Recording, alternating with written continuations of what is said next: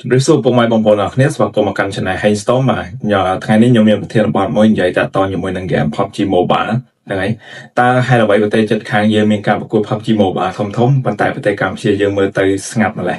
មានន័យថាមិនមែនគ្មានការប្រកួតទេប៉ុន្តែការប្រកួត tournament ធំៗអីមើលទៅវាស្ងាត់មែនតើបាទតើ PUBG Mobile ខ្មែរយើងមានផ្លូវទៅកាន់ Pro ពិតប្រាកដទេឬត្រឹមតែ community event ប៉ុណ្ណោះថ្ងៃនេះខ្ញុំនឹងមកវិភាគលម្អិតពីស្ថានភាពពិតបញ្ហាខាងក្រោយនិងអនាគតរបស់ game PUBG Mobile នៅកម្ពុជាបើអ្នកទាំងអស់គ្នាចង់ដឹងការពិតអ្នកទាំងអស់គ្នាទស្សនាវីដេអូនេះពីដើមរហូតដល់ចប់ផងអញ្ចឹងចំណុចទី1 PUBG Mobile ជា game កម្រិតពិភពលោកមុននិយាយពីប្រទេសកម្ពុជាយើងបាទខ្ញុំធ្វើការនិយាយពីកម្រិតសកលសិនហ្នឹងហើយអញ្ចឹងPUBG Mobile ជា game Battle Royale ដែលបង្កើតដោយក្រុមហ៊ុន Tencent Game ចេញនៅឆ្នាំ2018ហើយក្លាយជា game mobile e-sport ធំមួយក្នុងពិភពលោកមាន tournament ធំៗដូចជា PUBG Mobile Global Championship ដែលហៅកាត់ PMGC ហើយ PUBG Mobile Super League ដែលហៅកាត់ថា PMSL ហ្នឹងហើយចាំមានការប្រកួតធំពីរហ្នឹងការប្រកួតធំពីរហ្នឹងគឺមានប្រាក់រង្វាន់រាប់លានដុល្លារឯណោះ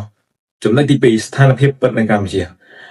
នៅកម្ពុជា PUBG Mobile មិនមែនគ្មានអ្នកលេងទេបាទប៉ុន្តែវាមិនធំដូច game Mobile Legends Bang Bang ឬក៏ game Free Fire ទេហ្នឹងហើយមានការប្រកួតតូចដូចជា online tournament scrim community event មាន sponsor តិចតួចប៉ុណ្ណោះប៉ុន្តែបញ្ហាគឺมันមាន official league Cambodia បាទអានេះបញ្ហាដែលកម្ពុជាយើង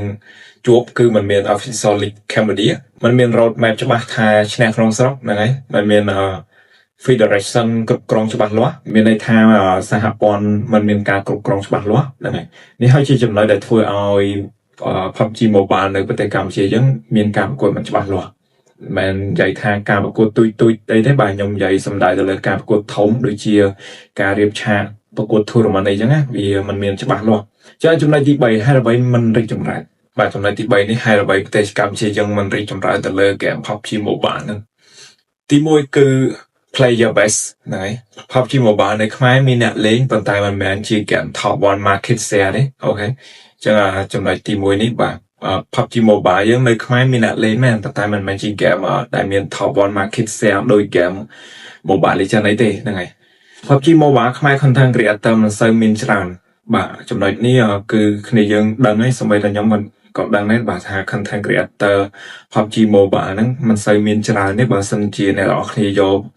វាទៅប្រៀបធៀបជាមួយនឹង game ផ្សេងបាទដូចជា game Mobile Legends Free Fire អីចឹងទៅហ្នឹងហើយទី2 sponsor និង investment បាទ e-sport មិនអាចរីកចម្រើនបានបើសិនគ្មាន sponsor បាទតែ sponsor គេមើលទៅលើអ្វីដើម្បីគេមក sponsor ការប្រកួតនីមួយហ្នឹងបាទអញ្ចឹង sponsor គេមើលទៅលើ view អ្នកមើល live ហ្នឹងមើលវីដេអូហ្នឹងហើយនឹងមើលទៅលើ fan base និង market demand បាទ fan base ហ្នឹងមានន័យថាម៉េចគឺអ្នកគាំទ្រនិយាយឲ្យសួរស្ដាប់គឺអ្នកគាំទ្របាទ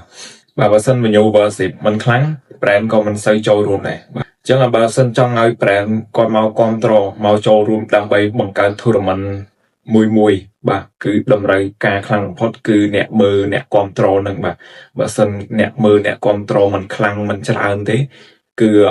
brand នីមួយក៏គាត់មិនសូវចូលរួមលើកស្ទួយដែរបាទចំណុចទី3 official support បាទបច្ចុប្បន្នមិនទាន់មាន PUBG Mobile Cambodia representative ផ្លូវការដែលគ្រប់គ្រងដោយលេខផ្ទាល់នោះទេប៉ុន្តែដូចជាប្រទេសថៃ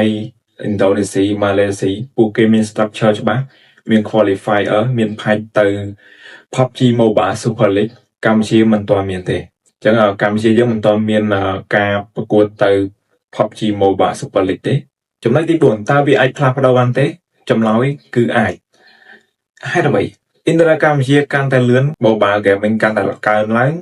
យុវជនចូលចិត្ត e-sport ច្រើនបើ community ខ្មែរចាប់ផ្ដើម stream PUBG Mobile ច្រើនបង្កើត tournament killer ច្រើនបង្កើន team semi pro ច្រើនតាក់ទាញ sponsor បាន Tencent នឹងអាចចាប់អារម្មណ៍ទៅលើ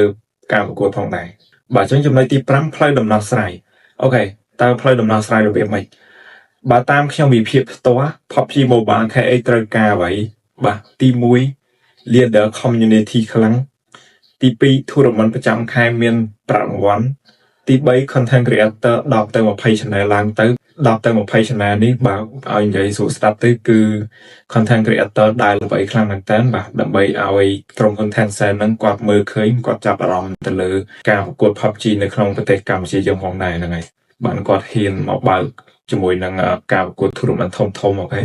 បាទហើយនឹងទី4 partnership ជាមួយ brand local បាទមានន័យថាដៃគូសហការជាមួយនឹង brand local បើមិនធ្វើវានឹងទៅជា game community មិនមែនជា game pro simple ប្រកបទេអញ្ចឹងសរុបមក PUBG Mobile នៅកម្ពុជាមិនទាន់មានការប្រកួតច្បាស់លាស់ទេមានន័យថាការប្រកួត tournament ធំៗច្បាស់លាស់ទេបាទប៉ុន្តែមិនមែនគ្មានឱកាសទេអនាគតអាស្រ័យលើ community មិនមែនតែ